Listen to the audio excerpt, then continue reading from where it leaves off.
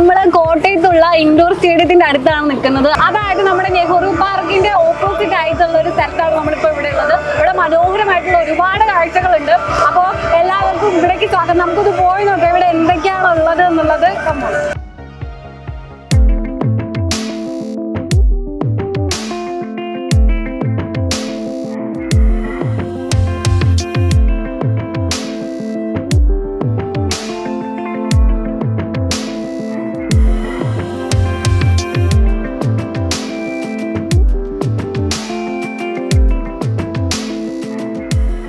കോട്ടയത്തുകാർക്ക് ഇനി വരും ദിവസങ്ങളിൽ വിസ്മയങ്ങളുടെ നാളുകളാണ്. നാഗമ്പടം ജവഹർലാൽ നെഹ്റു സ്റ്റേഡിയത്തിൽ അനിമൽ കിങ്ഡം 2.0 എക്സിബിഷന് തുടക്കമായി. അപൂർവ ജീവികളെ അടുത്തറിയാനും അവയോടുള്ള ഭയം മാറ്റാനും വിദ്യാർത്ഥികളടക്കം 100 കണക്കിന് ആളുകളാണ് ദിവസവും ഇവിടെ എത്തിച്ചേരുന്നത്.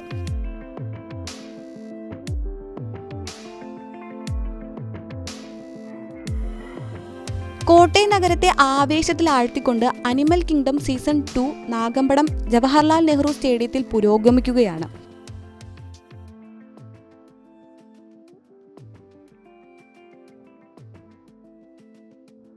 അപ്പൊ ഗൈസ്, ഇനി നമുക്ക് കുറച്ച് പാമ്പിന്റെ വിശേഷങ്ങളിലേക്ക് പോകാം. കമോൺ. അപ്പൊ നമ്മൾ എത്തിയിരിക്കുന്നത് ഒരു വിശേഷപ്പെട്ട അതിഥിയുടെ അടുത്താണ്. അപ്പൊ ആരാണ്, എന്താണ്, എങ്ങനെയാണെന്നുള്ളതൊക്കെ നമുക്ക് ചേട്ടൻ്റെ അടുത്ത് തന്നെ ചോദിച്ചറിയാം. അതിന്റെ പേരെന്താ? പാമ്പിന്റെ പേര് ആഫ്രിക്കൻ ബോൾ പൈത്തൺ. ഓക്കെ. നിങ്ങളുടെ പേര്? എൻ്റെ ഒരു ജോബി വയനാട്. വയനാട്. അവിടെ നിന്നാണോ വരുന്നത്? അല്ല, ഞാൻ വയനാടാണ്. ഇത് ഞങ്ങൾ തിരുവല്ലയാണ് സാധനങ്ങൾ നമ്മുടെ. ഇല്ല, പാമ്പുകളിൽ വിഷമില്ലാത്ത പാമ്പാണ് ആഫ്രിക്കൻ ബോൾ പൈത്തൺ എന്ന് പറയും. വിഷമില്ലാത്തതാണ്. പല്ലുണ്ട്, പക്ഷെ പല്ലില്ല. നമുക്ക് വരുന്നവർക്ക് എക്സിബിഷന് വരുന്നവർക്ക് പേടി മാറ്റുകയും ഒക്കെ ചെയ്യാം. അവർ സെൽഫിക്ക് കൊടുക്കാം, കയ്യിൽ വെക്കാം, പേടി മാറ്റാം, അങ്ങനെയൊക്കെ. മാഡം ജസ്റ്റ് തൊട്ട് നോക്കുന്നോ?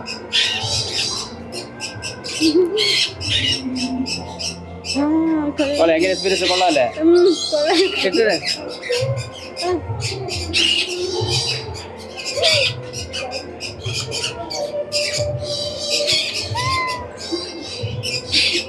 മതി മതി മതി മതി.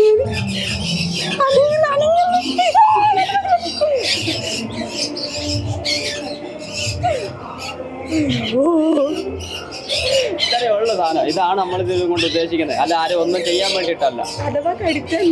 കടിക്കത്തില്ല. നമ്മള് ബാബാ സുരേഷിന് ഡയറക്റ്റ് കൊണ്ടിരുന്ന സാധനമാണ്. അപ്പൊ ഇത് പുള്ളിയാണ് ഇത് നോക്കുന്നത്. എല്ലാം നമ്മളിവിടെ കൊണ്ടുവന്നേക്കണ എല്ലാത്തിനും വിഷമില്ലാത്തതാണ്. ഞാൻ 6 മാസത്തെ ഇത് മൊത്തം നോക്കുന്ന കാര്യങ്ങളാണ്.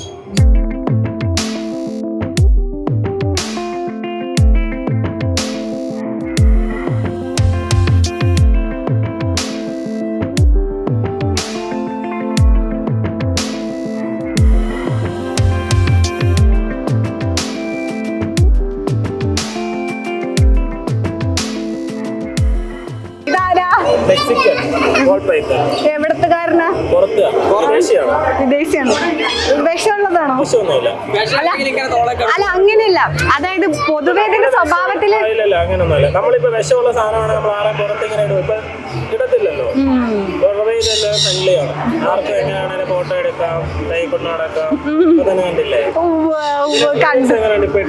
ഇത് നല്ല തണുപ്പുണ്ട്. ഇപ്പൊ ഒരു പേടിയുണ്ട്. മതി. അപ്പൊ എല്ലാം കൊണ്ട് എക്സ്പീരിയൻസ് ആയി.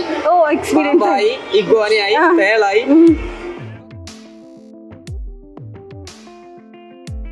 വിവിധയിനം വിദേശ പക്ഷികളുടെ വൻ ശേഖരമാണ് ഇവിടെയുള്ളത്. മക്കാവുകളും കക്കാത്തുകളുമെല്ലാം സന്ദർശകരെ ആകർഷിക്കുന്നുണ്ട്. പക്ഷികളെ കയ്യിലെടുക്കാനും അവയ്ക്കൊപ്പം ഫോട്ടോ എടുക്കാനും വൻ തിരക്കാണ് അനുഭവപ്പെടുന്നത്.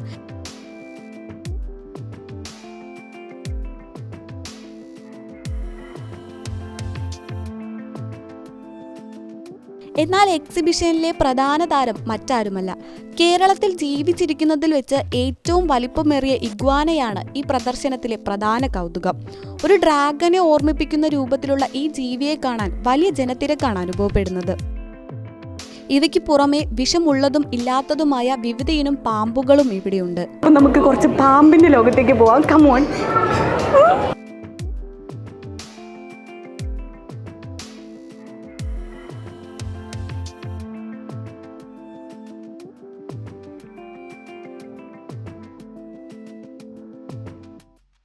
ജീവികളെ വെറുതെ കണ്ടുപോവുക മാത്രമല്ല, അവയെക്കുറിച്ചുള്ള അനാവശ്യമായ ഭയം മാറ്റാനും പ്രകൃതിയെ സ്നേഹിക്കാനും ഈ പ്രദർശനം സഹായിക്കുമെന്നാണ് സന്ദർശകർ പറയുന്നത്.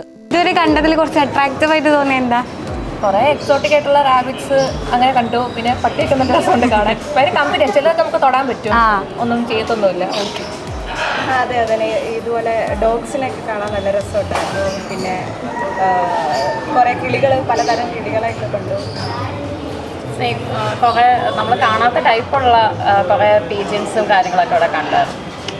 ഡോഗ്സ് ആണ്, ഡോഗ് ലവർ ആണ് ഇപ്പോൾ കൂടുതൽ എക്സൈറ്റഡ് ഡോഗ്സിനെ കാണാനായിട്ടായിരുന്നു. പക്ഷെ എന്നാലും കുറേ ബേർഡ്സ് ഒക്കെ അത്യാവശ്യം നല്ല ഫ്രണ്ട്ലി ആയിരുന്നു.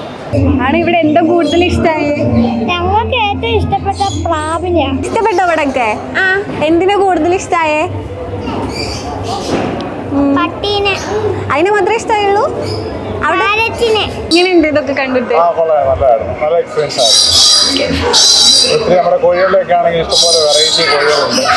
ഗോൾഡ് വെസന്റ്, പിന്നെ അവിടെ പ്രാവുകളിലാണെങ്കിൽ തന്നെ ഇഷ്ടംപോലെ നല്ലൊരു എക്സ്പീരിയൻസ് ആയിരുന്നു. വന്യജീവികളെ തൊട്ടറിഞ്ഞ് ഒരു ലൈവ് ക്ലാസ് അനുഭവം സ്വന്തമാക്കാൻ ആഗ്രഹിക്കുന്നവർക്ക് ജൂലൈ 26 വരെ നാഗമ്പടം സ്റ്റേഡിയത്തിലേക്ക് വരാം. ഇത് ട്രെയിനിങ് ഒക്കെ ആയിട്ട് നടക്കാൻ തുടങ്ങിയിട്ട് ഏകദേശം എത്ര വർഷമായി? കുറച്ച് നാള് പറഞ്ഞു. എങ്ങനെയുണ്ട് എക്സ്പീരിയൻസ്? ഞാൻ പൊതുവെ കുട്ടിക്കാലം തൊട്ടേ മൃഗങ്ങളോടുള്ള ആഗ്രഹം തോന്നി ഇങ്ങനെ ആ ഒരു പെറ്റ് ഹോബിയാണ്. അതുകൊണ്ട് അങ്ങനെ ഇറങ്ങി ഇങ്ങനെ ഈ മാസം ഓക്കെ. അപ്പൊ ഇങ്ങനെയുള്ള സാധനങ്ങൾ കഴിയുമ്പോൾ എക്സ്പീരിയൻസ് ചെയ്യാനുള്ള ചാൻസ് ആണ്. പിന്നെ എവിടെ കിട്ടില്ല, പിന്നെ അടുത്ത വർഷമൊക്കെ ആവണം. ഓരോ വർഷത്തിലാണ് അങ്ങോട്ട് വരാറുള്ളത്. അപ്പൊ മാക്സിമം നമ്മൾ എന്താന്ന് എടുക്കാൻ പറ്റും എടുത്തോളാം. എല്ലാവർക്കും ഒരു അവസരമുള്ളൂ, അത് മാക്സിമം മുതലാക്കി പോകാം.